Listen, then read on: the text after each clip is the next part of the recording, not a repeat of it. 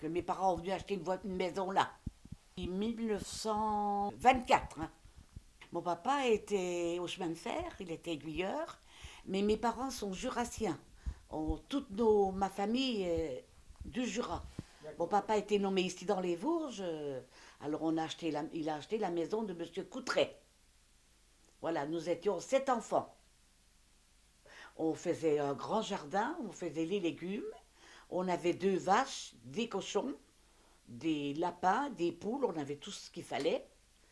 Et on avait beaucoup de mal parce il y avait, comment dirais-je, chez mes frères et mes sœurs qui étaient plus âgés que moi, qui s'occupaient, qui allaient faner partout dans les prés jusque la voir pour nourrir. Et puis, on était très heureux. On manquait de rien. Ben, c'est-à-dire que le quartier, nous étions, pour ainsi dire, tout seuls. Hein. Alors, comment dirais-je, pour aller à la messe, il fallait aller à la messe à Notre-Dame, avec Monseigneur Évrard. C'était pas rien non plus.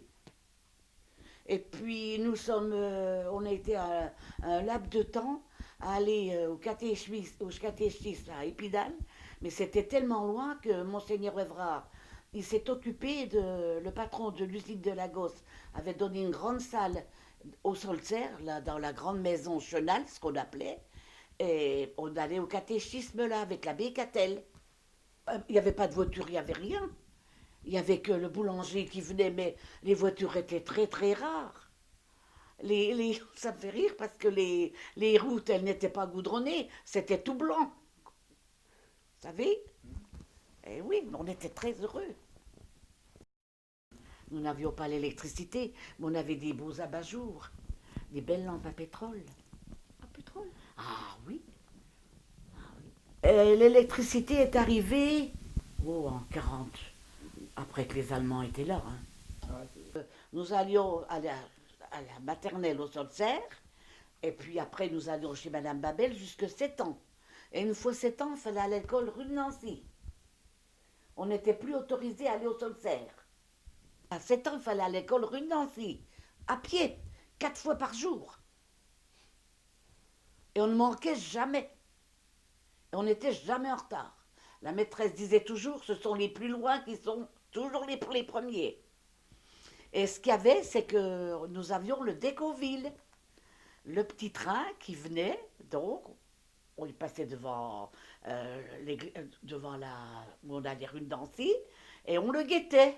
Et quand c'était notre heure que nous venions pour aller manger, eh ben, les soldats étaient tellement gentils, on montait dedans, et puis ils nous amenaient, jusqu'ici.